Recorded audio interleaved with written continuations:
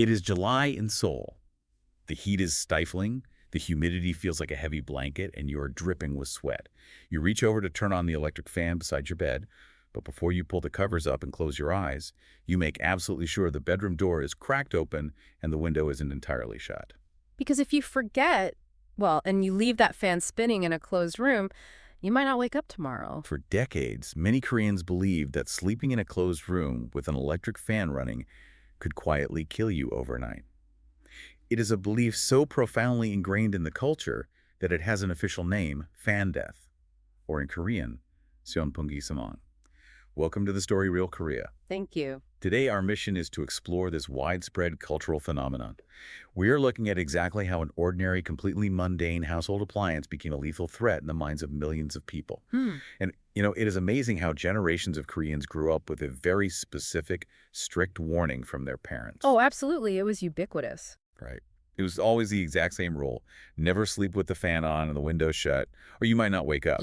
It was just treated as a baseline, undeniable fact of existence, that a closed room plus a spinning fan equal tragedy. It really was. And to understand the magnitude of this belief, you have to realize that this wasn't just some fringe superstition. It wasn't a spooky story told around a campfire. It had absolute mainstream legitimacy. I mean, even the news was reporting it, right? Yes, exactly. Mainstream Korean news outlets routinely reported actual cases of fan death, particularly during summer heat waves. If you were a skeptical teenager who doubted your parents, you only had to turn on the television. You would see grave-looking news anchors reporting on someone found deceased in their apartment. And I imagine they always showed the fan. Oh, inevitably. The footage would always show a standard household fan oscillating in the corner of the room. But here's the most surprising fact. A South Korean government consumer safety body actually validated this fear. Wait, the government got involved? They did. They officially listed fan and air conditioner asphyxiation among their documented seasonal hazards. The government was formally telling citizens to beware of their cooling appliances. Wow, that is just wild to think about. That is the equivalent of a federal agency issuing a highly publicized, legitimate public safety warning about checking for the monster under the bed. It takes a psychological fear and stamps it with the ultimate seal of bureaucratic approval. It really cemented the fear for everyday people. Okay, let's unpack this. How on earth did they think a fan was actually killing people? Well, the pseudoscience that evolved to justify fan death was remarkably detailed. And it generally fell into three specific medical explanations. The first proposed mechanism was hypothermia. Hypothermia from a fan. Yeah, I know it sounds strange. The theory argued that the prolonged, concentrated airflow from the fan would rapidly evaporate the sweat on a sleeping person's body. People genuinely believed this continuous evaporation would drop a person's core body temperature to freezing lethal levels. That is one theory, I suppose. What were the others? Well, the second theory shifted away from temperature entirely and focused on oxygen depletion. There was this belief that the spinning blades of the fan somehow chopped up the air molecules or created a vacuum that used up the oxygen in a tightly sealed room. So they thought the fan was leaving the sleeper to slowly suffocate. Exactly. And then the third major theory argued the exact opposite regarding the air. They proposed that the fan created a lethal buildup of carbon dioxide. The idea here was that the fan would continuously push the sleeper's exhaled breath right back into their own face. But, I mean, if we step back and run those theories through basic scientific logic, the mechanics just completely fall apart. Yeah. Let's think about what a household fan actually is. It is literally just a plastic or metal propeller attached to a small electric motor. Right. It is a very simple machine. It doesn't have a combustion engine that burns fuel and consumes oxygen. It doesn't alter the chemical composition of the air in any way, so destroying oxygen is physically impossible. And as for the carbon dioxide bubble, well, a fan's entire purpose is to circulate and mix the air. Yes, it actively diffuses gases. Which would completely prevent any localized buildup of exhaled breath around your face. And, on the hypothermia front, a fan is not an air conditioner. It doesn't have a chemical refrigerant. If the room is 75 degrees, the fan is just blowing 75-degree air. You're absolutely right, and that logic completely aligns with the global scientific consensus. Scientists and medical professionals worldwide consider fan death to be a complete myth. The bottom line is that a household fan in a normal room cannot lower a healthy person's body temperature to a lethal level, nor can it suffocate them. Because the human body fights back, right? Exactly. Human thermoregulation is incredibly robust. If your skin starts getting too cold from evaporative cooling, your body doesn't just passively let its internal temperature plummet. Your blood vessels constrict and you begin to shiver violently. That shivering would wake you up from your sleep long before you were in any medical danger. So what does this all mean? If the science doesn't hold up, why did the news keep reporting it? We have decades of newspaper clippings and evening news broadcasts detailing these alleged tragedies. Well, that comes down to the tragic reality that actually fueled the myth.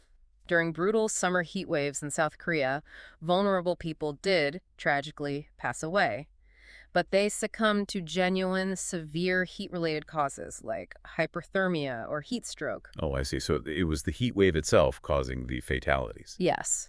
Or they had underlying cardiovascular or respiratory conditions that were severely exacerbated by the extreme heat.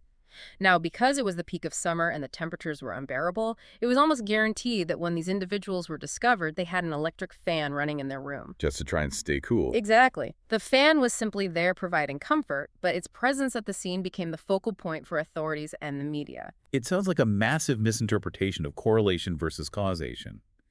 Instead of attributing the death to a complex, invisible underlying cardiovascular issue, they see a closed door and a fan whirring away in the corner. Yes, and that created a totally false link. Media repetition conflated those unrelated tragic deaths with the mere presence of the fan. Because people read these headlines every single summer, it cemented the fear in the public consciousness. It became a culturally sanctioned fact. But this is where it gets really interesting to me, which is the hardware itself. To this day, many fans sold in Korea come with built-in timers, specifically designed to switch the fan off while the user sleeps. That is true. It is typically a prominent mechanical dial or a digital button right on the base of the fan. I just marvel at how a psychological fear manifested into physical product design. It is basically a snooze button for survival. The timer both reflected the public's intense fear and inadvertently reinforced the belief that leaving it on was dangerous. A snooze button for survival, I love that. And you are so right about the reinforcement. Because the timer was physically built into the machine by professional engineers, people naturally assumed it must be there for a legitimate medical reason. The hardware validated the myth every single time someone pushed that button. That physical reinforcement is likely why the belief persisted for so many decades. But as we bring the timeline to the present day, we are seeing a significant shift, aren't we? We are. There is a massive generational divide happening right now. Younger, science-savvy Koreans today mostly treat fan death as a quaint old wives' tale. They view it as something their parents and grandparents worried about, rather than a legitimate medical concern. The rise of the internet and global communication probably helped break the spell.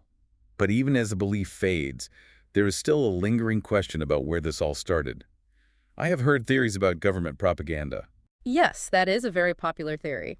Some speculate that during the 1970s oil crisis, the government deliberately amplified the myth to convince citizens to conserve electricity at night. However, I want to clarify a point of uncertainty here. Oh, what is the uncertainty? Well, while the myth is certainly fading, its exact origins are still highly debated. There is no single definitive source or smoking gun document that explains exactly how or where the belief started. All the current theories of its origin, including the energy crisis propaganda, are plausible but completely unproven. It is fascinating that the true genesis is still a mystery. And, the real irony here is that even though the belief is fading among the youth, that timer button lives on as a permanent cultural quirk built into Korean appliances. It really does. It is just incredible. To summarize, we have seen how a potent mix of natural human fear, devastating summer heat waves, and a relentless feedback loop of media repetition managed to turn a completely harmless household appliance into a national bogeyman. It is a profound testament to the power of shared cultural narratives. And I think it leaves you with a really interesting final thought to mull over. Oh, definitely. What is your takeaway? Consider your own home and your own culture. What completely harmless everyday appliances or habits do you have unquestioned safety rules about, simply because you heard them repeated on the news or by your parents growing up? I bet we all have our own invisible versions of the fan timer. Thanks for listening to The Story Real Korea.